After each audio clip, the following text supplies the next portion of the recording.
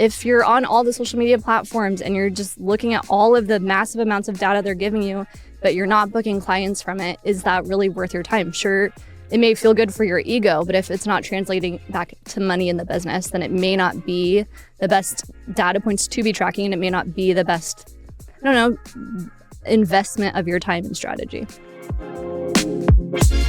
Welcome to Life Changing Money, a podcast all about one of the most taboo topics in the world, money.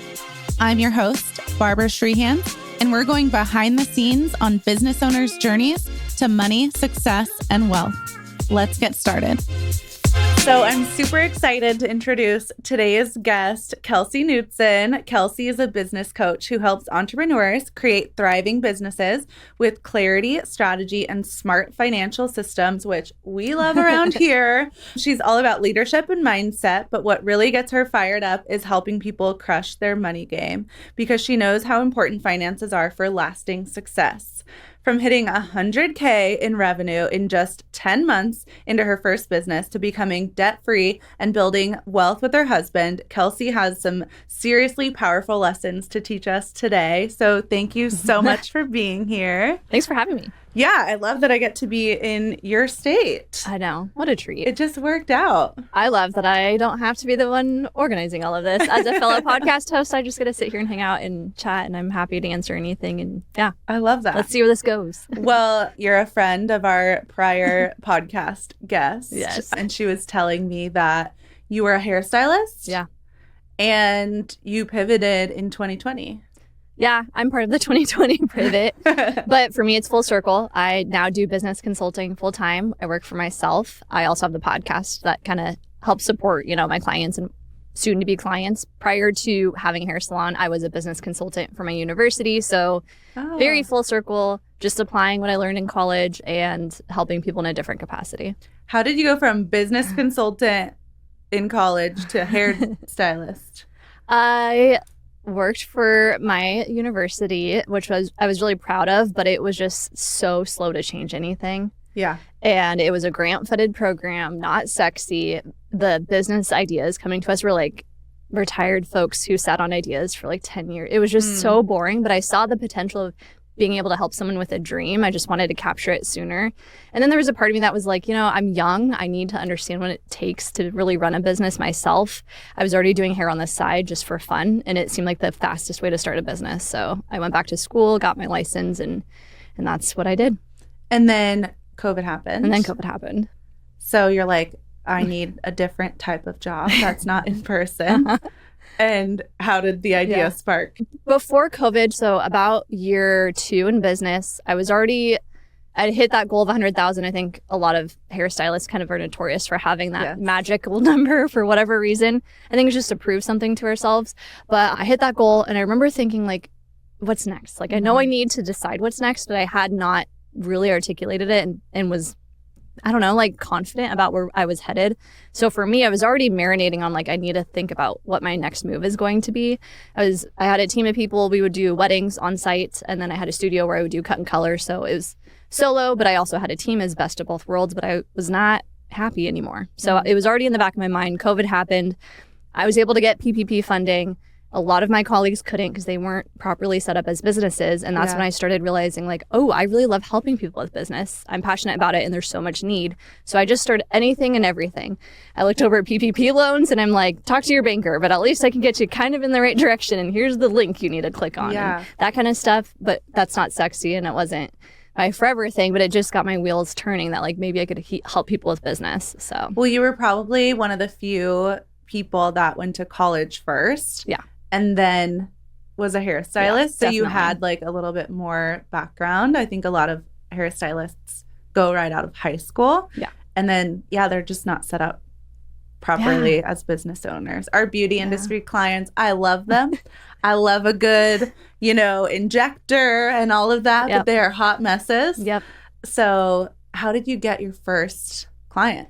It was definitely just organic word of mouth. I was really adamant that I didn't want to be specific to the beauty industry. And it's funny because if I were to start all over, I totally would have niched down and just started there at least.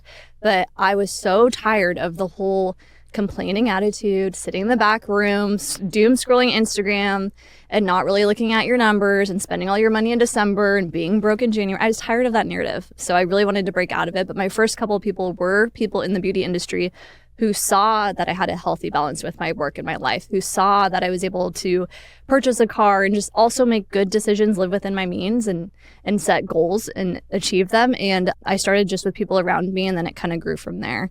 So in the beginning, it was beauty-ish. Now it's definitely service-based is my specialty for sure.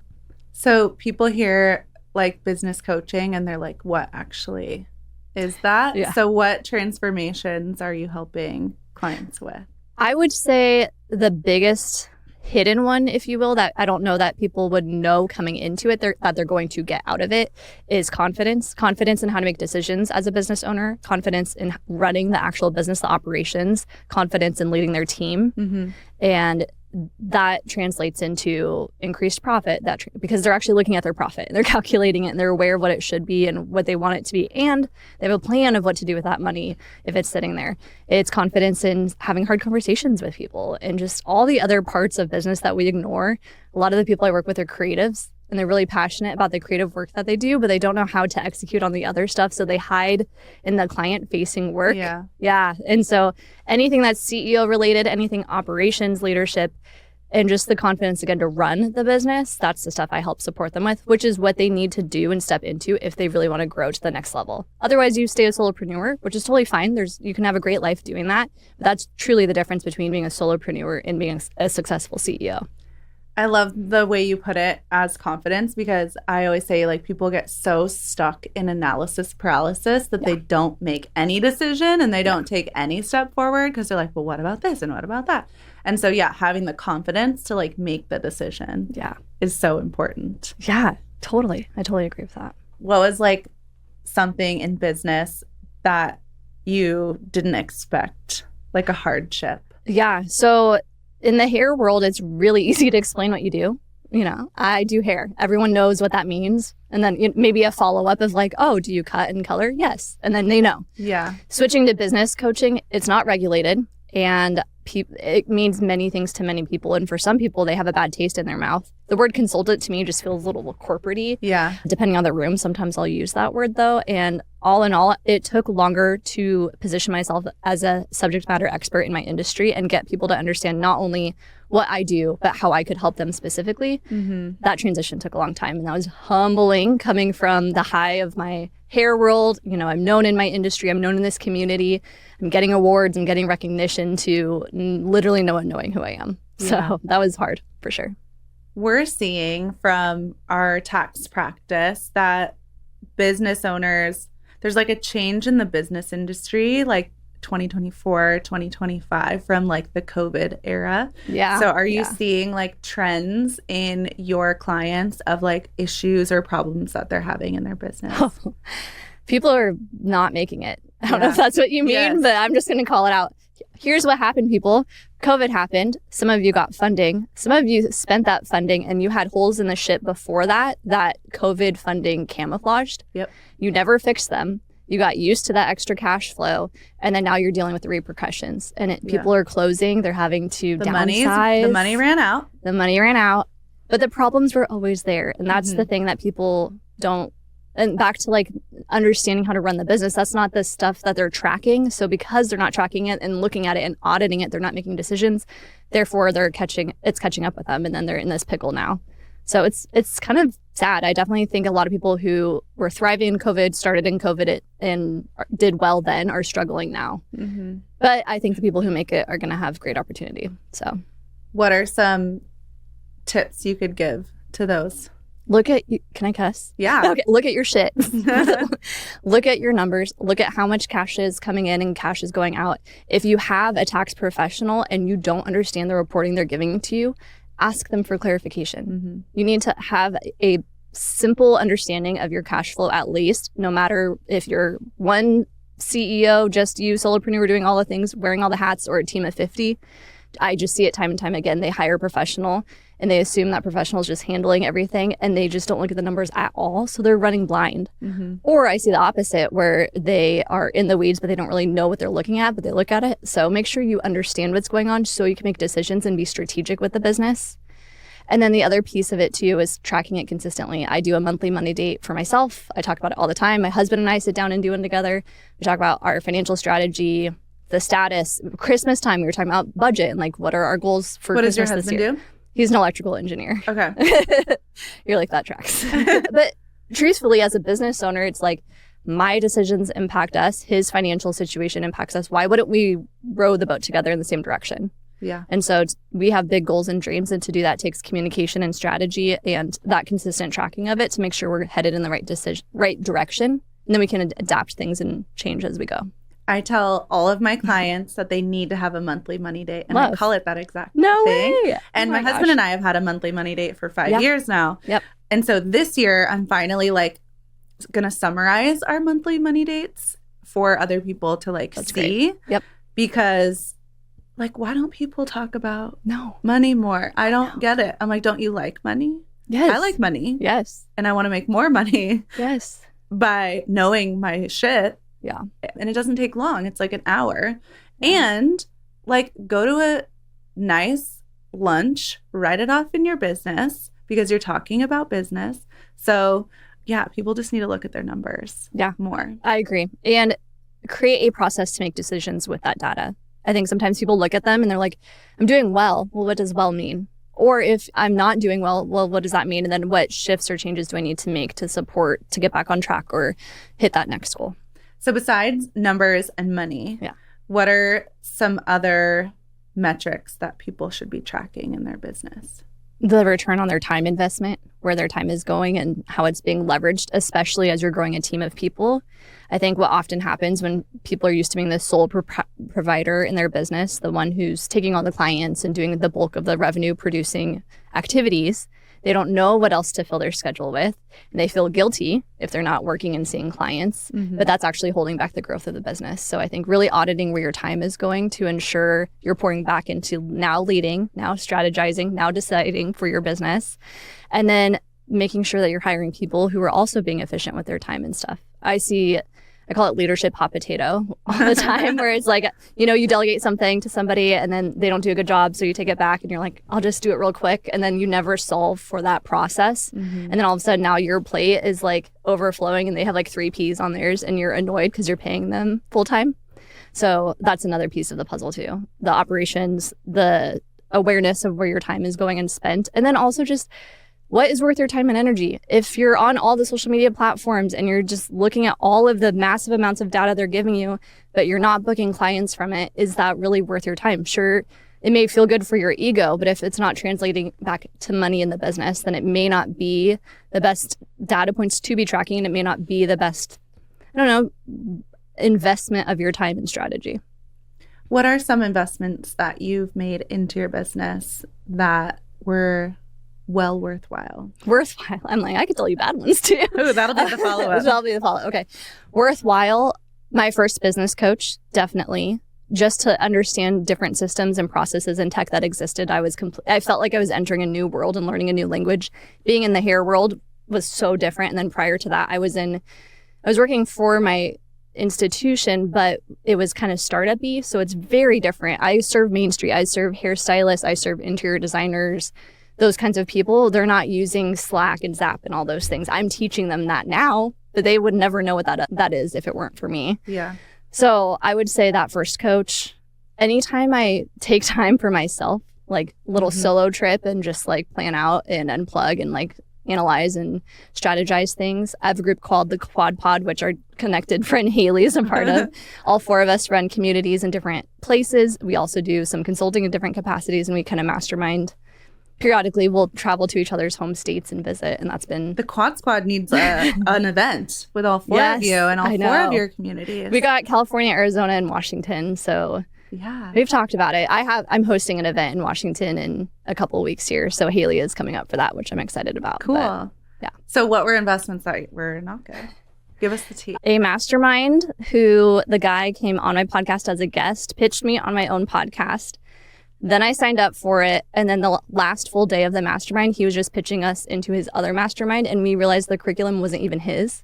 Oh. It was like a pyramid scheme. It was like someone else. And the food wasn't even included. And I flew to Canada. It was like, whoa. Oh my God, I totally got hoodwinked, but that's on me. And that lesson was so valuable. Mm-hmm. I don't regret it one bit. Once I realized, okay, this is probably a scam, I was like, I'm going to learn as much as I possibly can. I learned what not to do. I've hosted retreats since then. I always feed my people and I don't spend the whole last day pitching to them. And I just, I took it as an opportunity. I made that decision. I can't blame anyone but myself, but that was just icky. It's icky. Yeah. I hear that story a lot, and I've invested in so many masterminds, probably like 25 over the last 5 years. And same thing, there's so many icky ones. Yeah. There's so many like clicks and bro-y like things out there, and just like bad, marketing upsells. It's like, we're here to learn. Yeah. And like, also, can people stop hiring business coaches that have never had a fucking business? Yes. Like, for the love of God. Yes. Underline, highlight. So I created my mastermind based off of like, these are the 25 like rooms I've been in, and these are the things I've liked. Yeah. These are the things I didn't like. And these are all the things missing from an ideal mastermind. Because I felt the same way. I was like, what? Like, I don't get how they keep having business, because it's not from referrals. Yeah. What started your podcast? It was during COVID. Classic, I know. It was called When I Grow Up. We're going to be like grandmas telling back in COVID times. But it was during that time when the world just felt so divided and hateful, especially here in Seattle. It was a hard time if you were local. Our engineer is nodding his head. And I was like, what can I do about this? Like, morale is down. Like, the vibes are not, I'm doing hair, right? Like, I want people, I'm used to talking about like weddings and babies and stuff. And it was just heavy. So I started When I Grow Up. And my idea was, I'm going to introduce people and have them share their version of success. And it's going to be a lot of different kinds of success. And we're going to talk about how that came to be. And those examples will show people what's possible. That was the intention behind it. And then as I started consulting more, it became, well, I'm putting all this energy in a podcast. I'm putting all this energy in consulting. Why wouldn't I find a way to bridge the two? I'm sure as you probably think about your stuff too. So then I realized my podcast was kind of like out in la land. I needed to connect it back in. So I rebranded to Get Shit Done.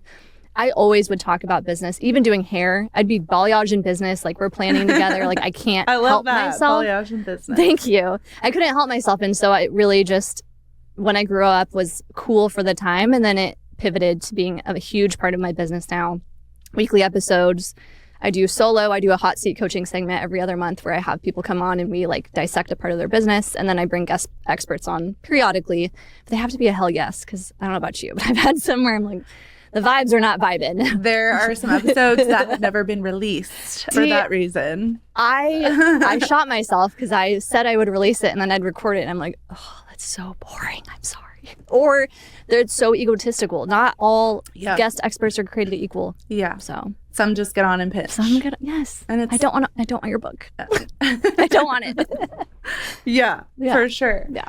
So you also host retreats. Yeah. Yes. How did that start? I did not start that. I run a networking community in my area. I actually helped start a CEO Society with Molly as well. So I just love bringing people together. And Molly is so great. Right? I know. I'm so glad that you guys got to meet. Yeah. You got to meet all my people. It's like so cool. But all that to say, retreats were not on my radar. I'm running this networking group. This woman joins and she runs retreats from the yoga perspective and asked me to co-host one with her in Mexico. I'd never been to Mexico. Wow. I remember pacing around Target. I'm on the phone sweating and I'm like, how much is it? Okay. And if no one signs up, you're paying for it. And if COVID happens again, what happened? Like worst case scenario, we do it. It's a success. It's a business yoga mindset retreat. That was my first co-hosting experience. And I loved it. I love just like the way people open up in such an intimate setting like that and what that unlocks for people. the experience being somewhere new, the fact that like you walk into it not knowing these people and then you walk out like besties. Yeah. So I've done a couple with her. I'm actually currently pregnant and due in June. So I'm not doing one. Congrats. Thank you. I'm not doing this year with her, unfortunately. I ended up doing one through my college, and then now I do one myself that comes with my mastermind. So it's a retreat first to kick off the 10-month mastermind. So. Wait, so what do you want? What do you want your baby to know about business? That's a great question. I just want them to be able to see that they could do whatever they want, that it takes hard work, that like they can truly chase whatever passion and dream they have. My husband's parents were both entrepreneurs and did business together. So he grew up, helping with the family business, doing tons of stuff with it. My parents are so opposite of small business and entrepreneurship. They think I'm crazy. Now they support me, but it took a long time to bring them around. Which is funny because now he's engineer. Now he's the employee and you're the business owner. I know. We do joke about that a lot. But yeah, I just want them to like believe in themselves, know the reality of hard work and what can happen, and just that like there's another path forward. Yeah. Yeah. What's your next big business goal? Honestly, I keep saying I'm just in a simplicity. I know I rattled off a bunch of different things today, but I'm in a season of simplicity. I've stopped all my commitments through my university. I was serving on a board. I was co-hosting a podcast, co-hosting a retreat with them.